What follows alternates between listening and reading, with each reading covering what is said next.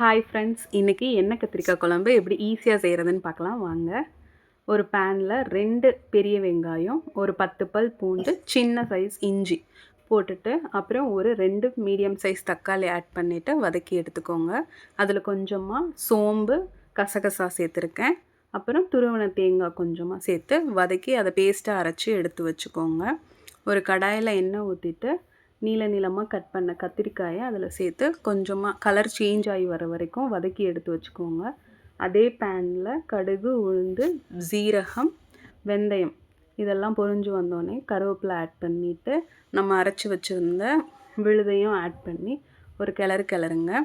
அதுக்கப்புறம் கொஞ்சமாக கல்லுப்பு ஆட் பண்ணிவிட்டு மசாலா வகைகள் பார்த்தோம்னா வந்துட்டு மிளகாய்த்தூள், மல்லித்தூள், மஞ்சள் தூள், கரம் மசாலா, வீட்டில் அரைச்ச மிளகாய்த்தூள் இதெல்லாம் சேர்த்துட்டு கிண்டி விட்டுக்கோங்க. அடுத்து நம்ம வதக்கி எடுத்து வச்சுருந்தோம் இல்லையா கத்திரிக்காய், அதையும் அதில் ஆட் பண்ணிவிட்டு நல்லா ஒரு வதக்கி விட்டுட்டு அதுக்கு தேவையான அளவு கொஞ்சமாக தண்ணி ஊற்றிக்கோங்க. அப்போ தான் கத்திரிக்காய் கொஞ்சம் வெந்து வரும். ஊற்றிட்டு நல்ல ஒரு கொதி வரணும், நல்லா எண்ணெய் பிரிஞ்சு வரணும். நான் இதில் வந்துட்டு கொஞ்சமாக தான் எண்ணெய் ஆட் பண்ணியிருக்கேன். நீங்கள் உங்களுக்கு எவ்வளோ தேவையோ அதை ஆட் பண்ணிவிட்டு கொஞ்சமாக நான் கஸ்தூரி மேத்தி போட்டிருக்கேன். போட்டுட்டு கொத்தமல்லி தழை தூவி இறக்கி எடுத்துட்டேன். ஸோ எண்ணெய் கத்திரிக்காய் குழம்பு ரெடி.